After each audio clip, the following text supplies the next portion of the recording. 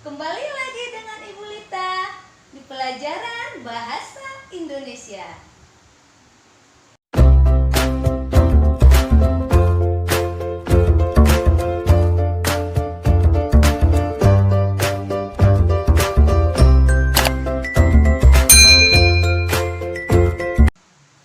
Bagaimana kabar anak-anak semua? Ibu berharap semuanya dalam keadaan sehat. Dan jangan lupa, di masa pandemi ini tetap menjaga kesehatan dan jangan lupa patuhi protokol kesehatan. Baiklah, kita akan melanjutkan pelajaran kita minggu lalu, yaitu tentang ciri-ciri kebahasaan teks deskripsi. Ciri kebahasaan teks deskripsi ada 6. Yang pertama, kalimat rincian. Yang kedua, pesan panca indera. Yang ketiga, kata bersinonim. Yang keempat, menggunakan majas perbandingan. Yang kelima, menggunakan kata khusus. Dan yang terakhir adalah menggunakan kata depan di. Yang pertama, kalimat rincian. Kalimat rincian adalah kalimat yang berupa suatu pernyataan penjelas untuk pernyataan sebelumnya yang dianggap masih umum. Contoh, ibuku orang yang sangat baik. Ini adalah kalimat umum yang masih bisa kita rinci menjadi dia berusaha menolong semua orang, dia ramah dan tutur katanya lembut kepada siapa saja. Nah, biasanya kalimat rincian itu lebih panjang daripada kalimat umum. Yang kedua adalah kesan panca indera. Kalimat yang mengandung kesan panca indera adalah kalimat yang mengungkapkan tanggapan dari suatu indera tertentu.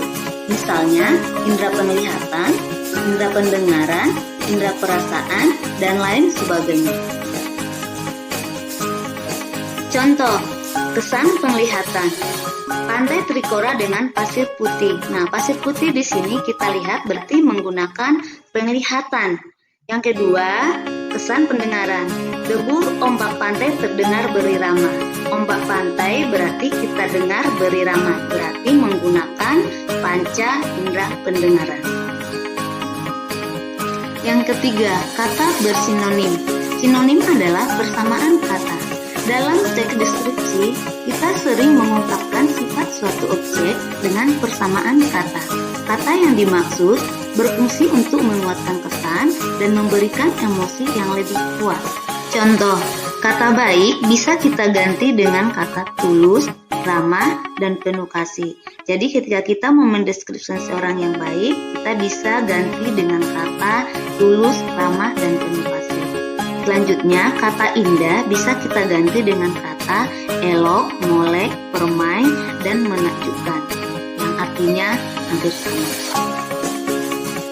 Selanjutnya, majas perbandingan.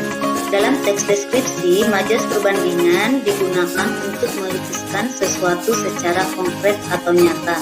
Biasanya, majas perbandingan itu menggunakan kata perbandingan seperti bagaikan dan laksana.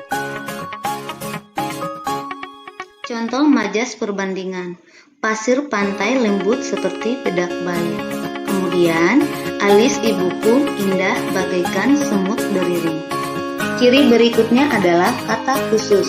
Kata khusus adalah kata yang memiliki ruang lingkup dan cakupan yang sempit atau sering disebut dengan hiponim. Kata khusus bagian dari kata umum atau disebut dengan hipernim, yaitu kata yang memiliki ruang lingkup yang luas. Contoh, kata khusus dari kata indah adalah elok, molek, cantik, menawan, menakjubkan, memesona, dan manis.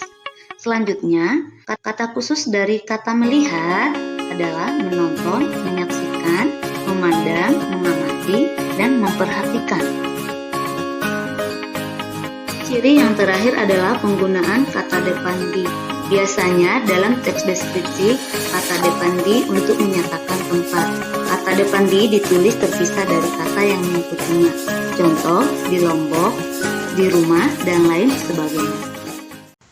Demikianlah pelajaran kita hari ini tentang ciri-ciri kebahasaan teks deskripsi.